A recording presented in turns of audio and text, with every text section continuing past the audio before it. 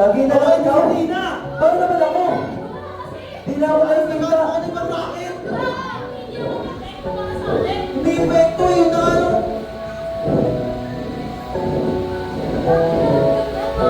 Laging ganyan. Halos ako laging naghahanap ng...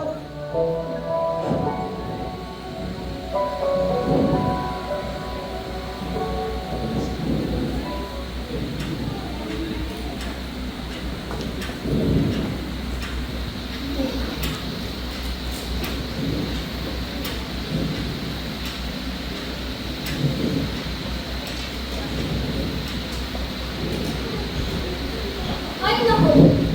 Nakakawag na naman. Wala namang budget sa kuryente. Lumagdag pa to. Hindi lang kuryente ang problema, Erin. Kung hindi ako kilos, sino? Marco, hindi mo kailangan ulit ulitin ang sabi ng mga bata.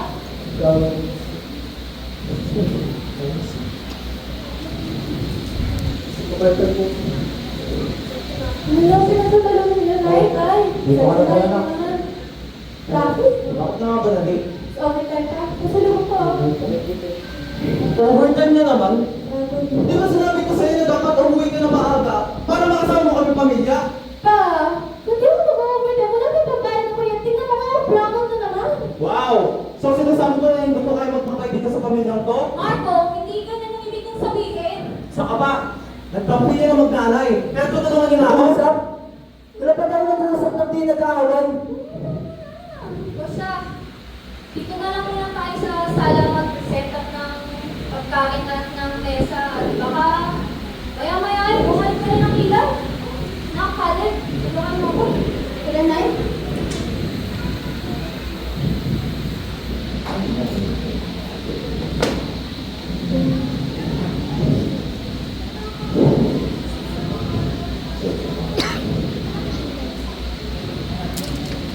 Maging tapat kahit mahirap.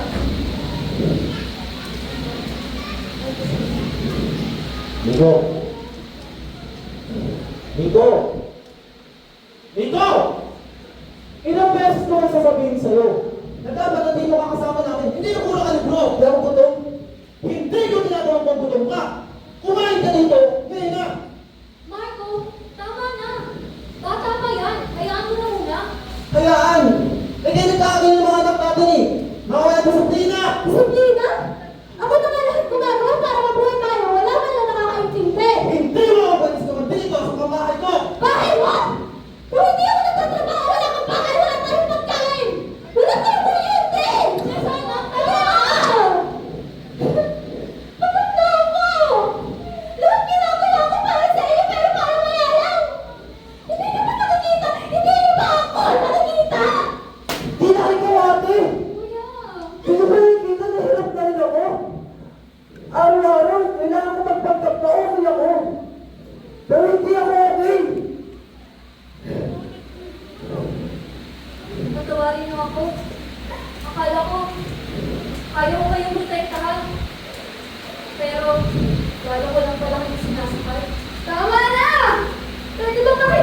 tayo sa isa't isa?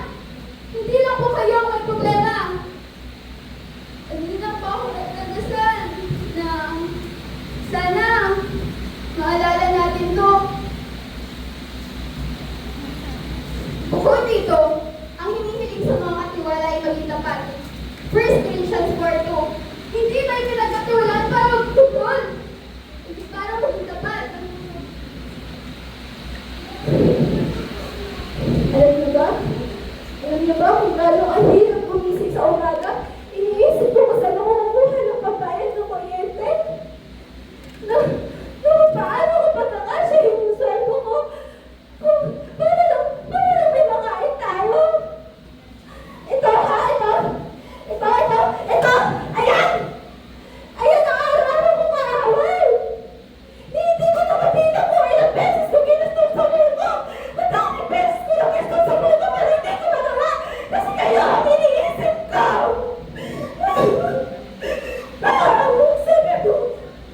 Sabi mo ako, alam mo! Pero bakit pakiramdam ko? Ako na rin ang magulo dito!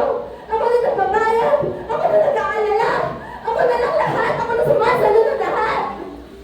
Pero kahit minsan pa pinaramdam mo sa akin nakikita mo ako, kahit minsan pinaramdam mo ba sa akin yun? Tinanong niyo ba kahit minsan ako okay na ba ako? Ma, sabi mo mahal mo ako. Sabi mo gusto ko daw mo protektahan. Pero alam mo ba kung ano yung masakit? Mas masakit yung pakiramdam na invisible ako na kahit anong gawin ko, kulang pa rin hindi paninigaw. Pagod na ako. Pagod na ako. Gusto ko na sumuko. Gusto ko na kumito. Pero hindi ko magawa. Kasi kung hihingo ako, sino pa? Sino pa? Alam niyo ba? Kung gaano kahirap maging ako, araw-araw, sinasabi niyo na ako ang pag-asa ng pamilya. Ako ang matalino, na ako magtatagumpay. Pero alam niyo ba kung anong bigat na salitang yun? Di ako robot, di ako perfecto.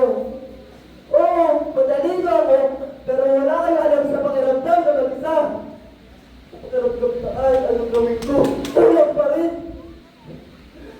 Pa! Tinitingnan mo ako parang lagi kang may inaasahan. Pero ba naman yan ako masaya ako? Kung okay ako. Ma, hindi ko siya sabi na ayaw mo masaktan kami. Pero alam mo ba?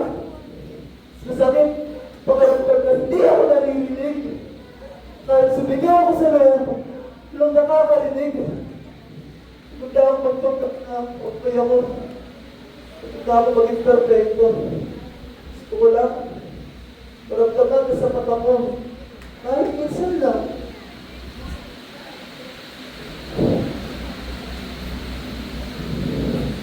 Alam niyo ba? Kung gano'n kahirap para sa isang kuya na makita ang pamilya ko kasi nagkakamatak-matak. Araw-araw iniisip ko na kung paano ko kayo mapaprotektahan. Ano mo yung may lalay sa sakit? Kaya ako naging mahigpit, Marco. Kaya ako laging nakabantay. Kasi akala ko pag kontrata mo ang lahat, magiging maayos tayo. Magiging maayos ng pamilya natin. Pero hindi. Mali pala, Marco. Sa sobrang takot ko na maprotektahan kayo. Ako na pala yung nakakasakit. Pagod na ako. Pagod na ako maging matapang. Pagod na ako maging okay lang. Pero kahit anong pagod ko, mahal ko pa rin kayo. At hindi ko kayo bibitawan.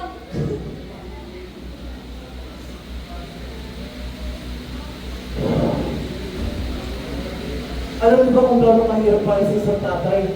Ako na may bigay. na halos araw-araw ko nag-iisip, paano ko kayong bumuhayin? Pero naman naman ang trabaho, hindi ko na alam. Ang bigat na ng problema. Ako dapat yun eh. Ako dapat yung sumasayo ng problema natin. Pero ano nangyari? Ako pa ata ang dahilan ng bigat sa problemang to. Pinilit ko magpakatatag, pinilit ko magpakama. Pero ano nangyari? Hindi ko na alam.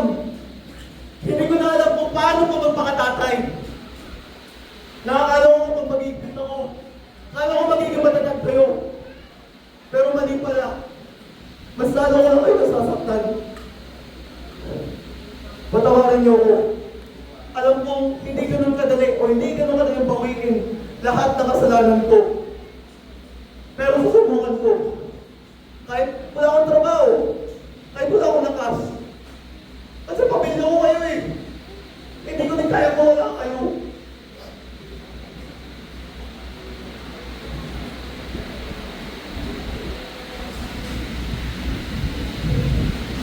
Lord, hindi ko alam kung paano ko sisimulan to.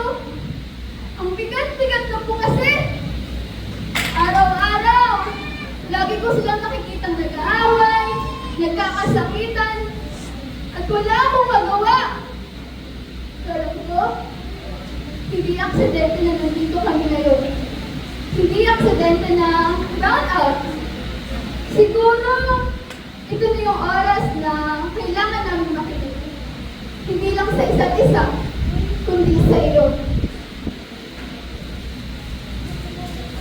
Bukod dito, ang hinihingi sa mga katiwala ay maging tapat. 1 Corinthians 4:2. Lord, hindi mo kami pinagkatiwalaan para mag-control. Pinagkatiwalaan mo kami para maging tapat sa iyo at sa isa't isa.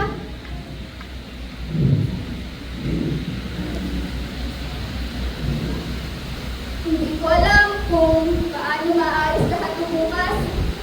Walang ko, hindi mo kami mababayaan. Kaya pipiliin kong maging tapat. Kahit mahirap, kahit masakit. Kasi ikaw, ang liwanag namin sa dilim.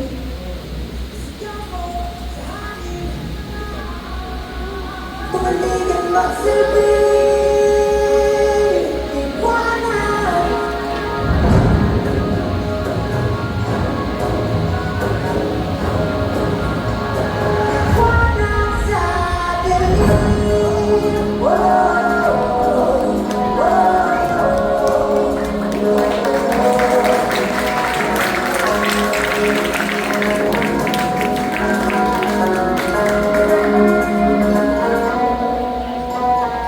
Akala ko ang pag-iina ay ang pag-iibat sa magsarata.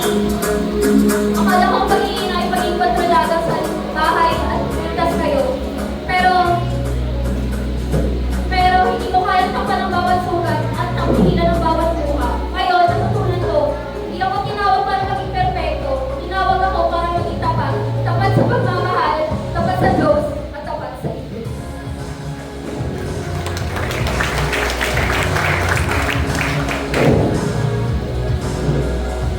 Dati, ako ang provider. Ako ang uma na dapat sumasunod na lahat. Ngayon, naiintindihan ko na pinili ako para maging tapat. Kahit mahirap, kahit walang sagot.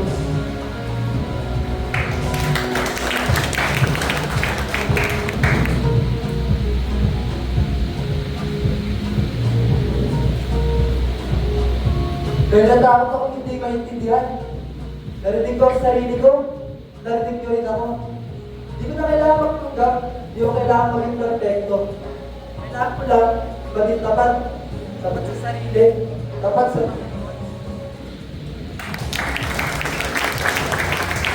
Ayun na.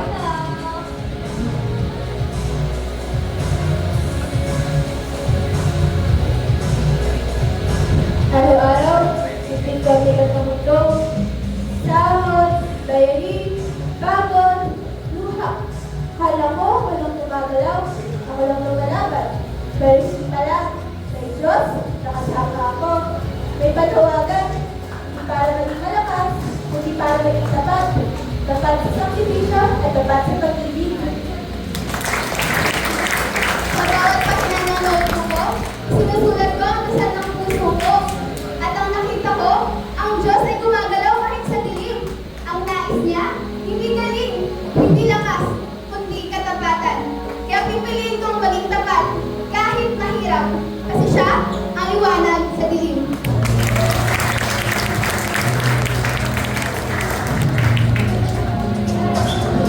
Hindi na po yung mapinan. Yes! Tuloy tayo.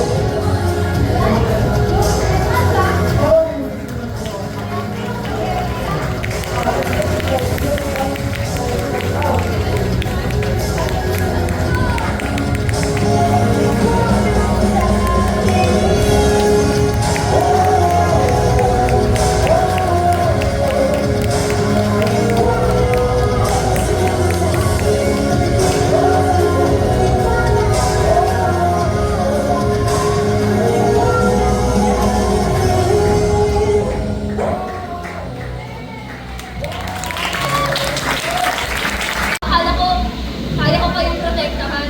Pero, hindi pala. Pero, hindi ko man kayo masamahan sa, hindi ko man kayo maprotektahan.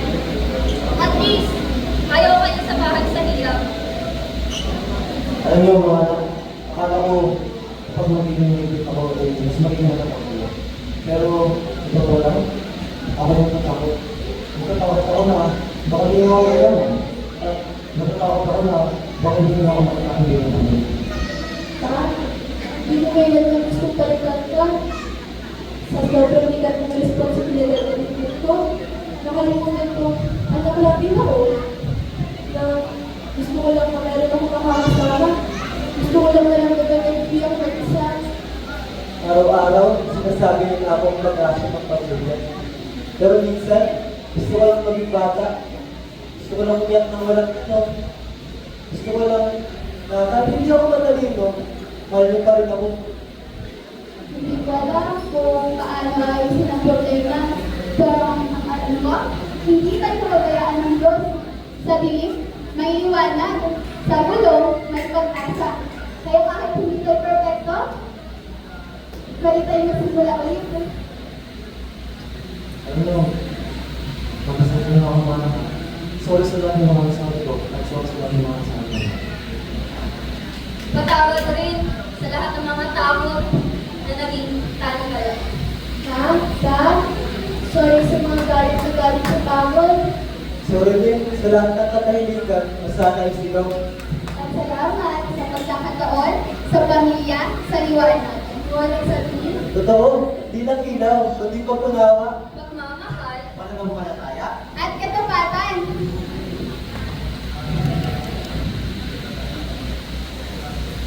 Bukod dito, ang hinihiling sa mga katiwala ay maging tapat. 1 Corinthians 4:2. Lord, salamat po sa brownout kasi ngayon, nakita na namin ang tunay na liwanag. Liwanag sa dilim. Uy! Uy! Malinaw na!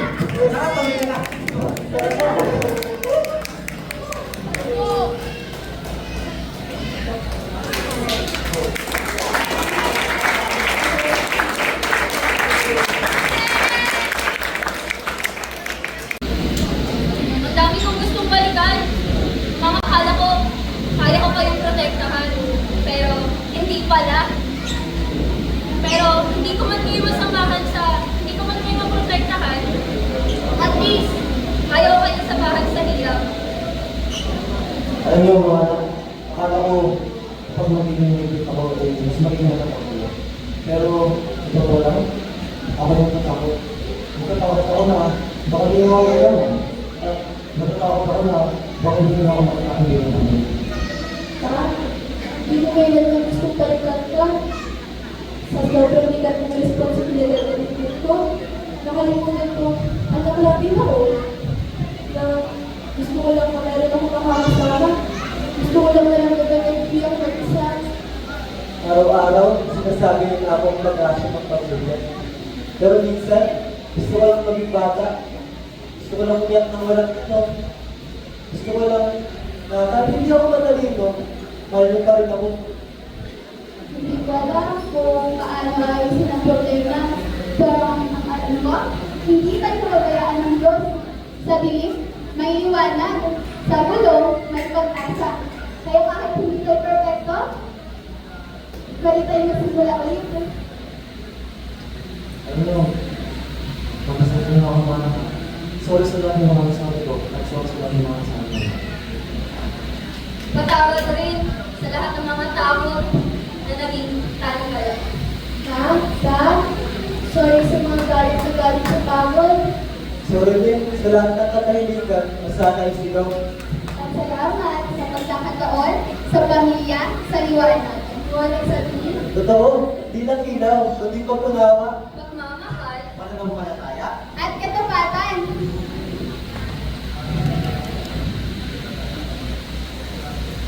Bukod dito, ang hinihiling sa mga katiwala ay maging tapat. 1 Corinthians 4:2. Lord, salamat po sa brownout kasi ngayon, nakita na namin ang tunay na liwanag. Liwanag sa dilim. Uy! Uy! Hindi na! Mahina na! Yun! Nakapamili na!